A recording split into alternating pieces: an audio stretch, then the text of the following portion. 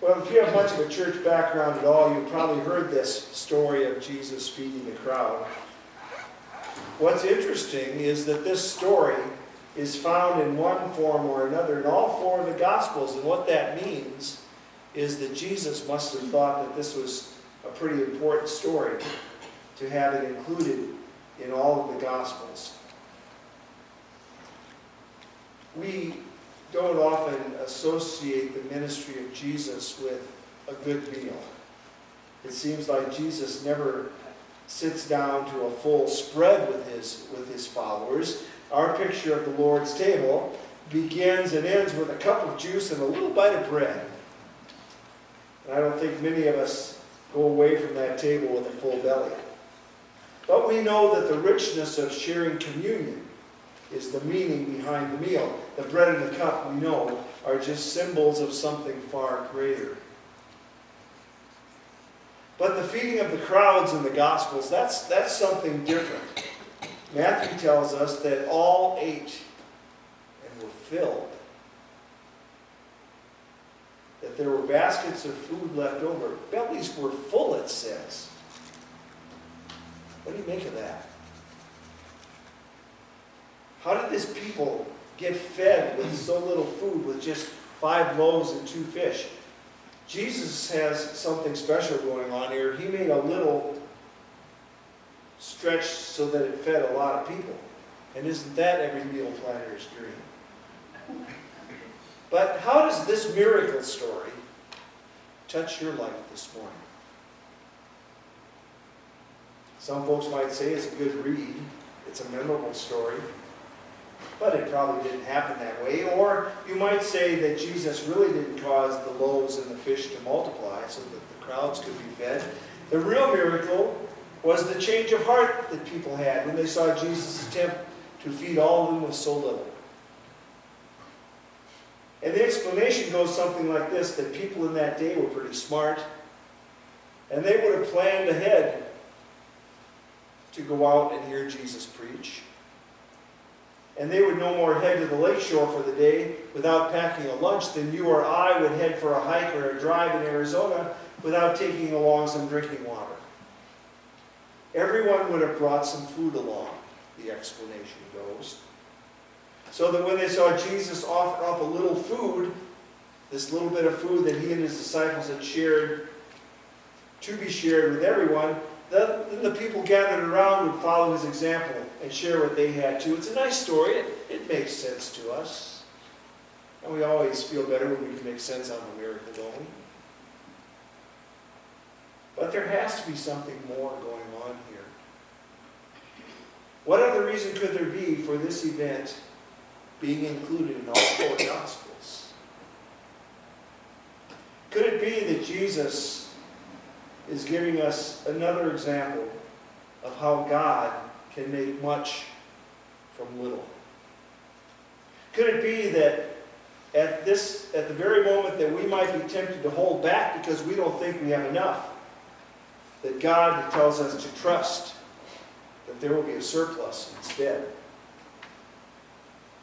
At the very moment that we think that somehow we might run out of the supply of God's grace and God's love, so that we better hang on to it, keep it to ourselves, that's when God is telling us to give it away. And we struggle with that. In our story from Matthew, Jesus asked his disciples to take an inventory of their food stocks. And I'm assuming that there was one guy in the group that was in charge of that detail. Can't you see him taking the time to look into the cooler? And he sees just 5 loaves and 2 fish, and then he looks at the crowd of 5,000 plus out there. And he said, Lord, there's nothing here that's going to make any difference. But he didn't say that. In another reading from this story, from another gospel, a young boy steps up, and he offers what he has to be used. And again, he could have looked at his meager lunch and held back, thinking, what good is this going to do? But he didn't. The story is about folks stepping forward and offering what they had. And it was accepted, and it was used and valued, and lives were changed. And people talked about that forever. There's not a day that goes by that Jesus does not lay down a similar challenge in front of each one of us. What do you have, and how will you use it? You might be disillusioned with life and the way things are working out. You might feel like you have nothing to offer that's any good for others, that you can do nothing to change things, that really you don't count for much. Sadly, that's a message that many folks hear from other voices in the church. In a congregation, perhaps you hear words like, "Oh, you can't do that. You aren't qualified. You aren't mature enough. Come back when you grow up. Come back when you know what you believe and why. Come back when you agree with me. Come back and try again when you can toe the line. Come back when you have something meaningful to offer for the good of others." It's funny how many conditions we can put on someone's willingness to participate. Sometimes we limit ourselves. We say, "Well, I couldn't do that," or "I'm not qualified," or "I'll come back when I have something more meaningful." We sometimes do that to ourselves. One of the foundation stones of our faith is that Jesus has given us all something to share. Jesus has given us all something to contribute, something that Jesus can use to make a difference. Regardless of what we think and regardless of what others might think, it can be transforming for a congregation when we catch on to that truth and when we are encouraged to step up and to step out. That can change things in a hurry. I read a story about a woman who lived many years ago in a small village in France, and her training was as a nurse. And she had devoted her life to caring for the sick and the needy in that small village. And for years she had given herself to the families of that village with acts of kindness and acts of selfless service. Because she had no family of her own, this village became her family.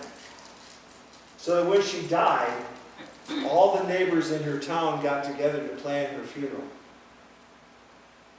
See, they wanted it to be a fitting tribute to this woman who had done so much with her life to make an impact on the lives of others. They wanted to do it upright for her. But this was a predominantly Catholic community, and the parish priest pointed out that because she was a Protestant, she could not be buried in the village cemetery, which was a Catholic cemetery. And the villagers protested, but the priest held firm. And it wasn't easy for him because when he had been ill, when he had been at death's door a couple of times, this woman had cared for him too. But, there were laws of the church that he had to follow. And they were very clear. She would have to be buried outside of the fence of that cemetery. So the day of the funeral arrived, and the whole village, as you might expect, accompanied this woman's casket to the cemetery. And she was buried there outside the fence. But that night, a group of villagers snuck back to the cemetery with shovels. And they quietly set to work and they moved the fence. You see, God is all about moving the fence. God is all about bringing walls down and seeing the value of everyone's gifts and contributions. When I look at the story from Matthew, something more astounding than Jesus feeding the crowds with a few pieces of bread and fish is the way that Jesus transforms that crowd into a community that is united in their need for one another, in the bread that they share, in the love of Christ who has brought them together. Christ empowers each one of us to perform our own miracles of creating community by moving the fences, by including the outsiders, by welcoming those who are rejected and forgotten, by inviting them to come and join us at the table, by giving what little we have, not out of a sense of duty and begrudgingly, but out of a sense of joy and gratitude for the sake of others, by welcoming others, all others, as we would welcome Jesus. That's when we come together as a community.